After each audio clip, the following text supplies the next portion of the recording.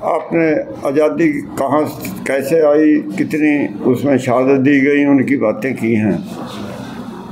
मैं अब की बात करूँगा कि इतनी मुश्किल से मिली हुई आज़ादी को आज जो ख़तरा है उसके लिए हम आगे आए, उसके लिए हम क्या कर रहे हैं, क्या करना चाहिए हमें, हमारी जिम्मेदारी क्या है। आज हमें इस पे फोकस रहना चाहिए। आज़ादी को छीना जा रहा है। जो आज़ादी के खिलाफ थे, जो आज़ादी के लिए लड़े और आज़ादी हासिल की, उनसे छीन रहे हैं आज़ादी, उनको अपने गुलाम बना रहे हैं, बनाने की सोच रहे हैं। बना तो सकते नहीं, लेकिन सोच कोई भी कुछ सकता है। सोच रहे थे कि भारत में जो रहेगा वो हिंदू कहलाएगा, गुलामी का प्रतीक है ये। वैसे हिंदू शब्द ही गुलामी का प्रतीक है। हिंदू किसी शास्त्र ग्रंथ में लफ्ज़ ही नहीं है। गुलाम का नाम हिंदू है। जो गुलाम है, जब हिंदू कहलाए जब ही गुलाम हुए हम। पहले देखो कहाँ हिंदू शब्द है। जिन्होंने हमें गुलाम किया उन्होंने हमें हिंदू का शब्द दिया, और फिर अंग्रेज आए उन्होंने इंडियन का शब्द दिया, गुलाम मानना पड़ेगा जनाब। और ये कहा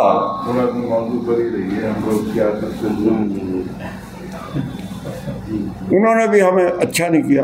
आज हमें अपना जो धर्म है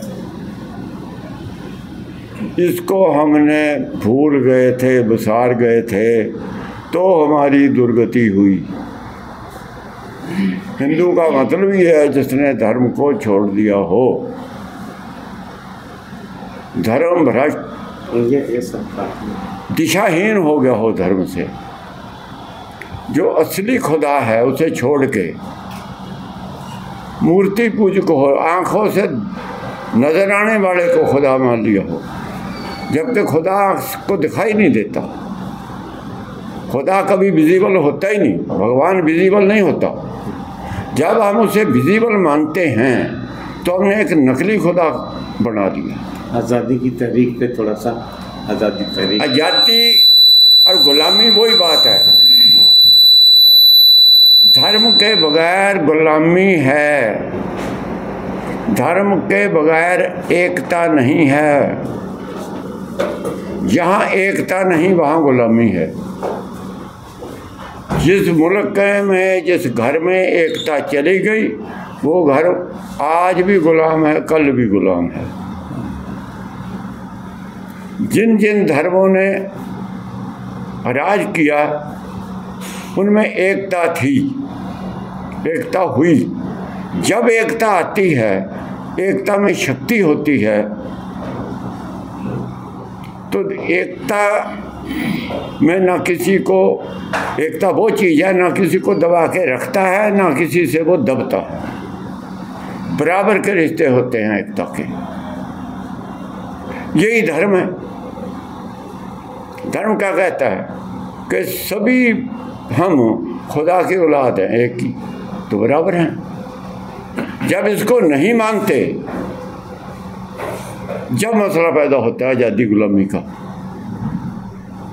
अगर इसे मानेंगे तो हम किसी को ना गुलाम बनाएंगे ना किसी को गुलाम बनेंगे। अगर आज़ादी बचानी है तो अपने धर्म पे आना होगा। करप्शन धर्म से गिरकर होती है। स्वार्थ को अगर हम तिलांजलि देंगे तो आज़ादी बचेगी। स्वार्थ को तिलांजलि नहीं देंगे, गुलाम फिर हो जाएंगे।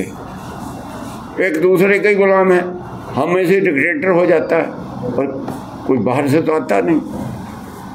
जब आदमी के दिमाग में ये बात आती है कि मैं डिक्टेटर हो जाऊं, तो बाकी वो गुलाम समझता है। और क्या होता है? गुलामी हमें से होता है गुलाम।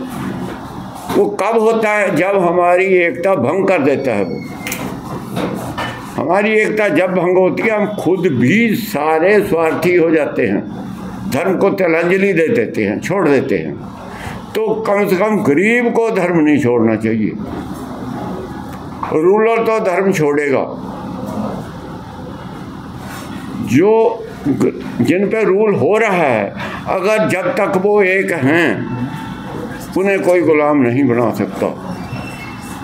आज वही वक्त है। आज एकता थी, अगर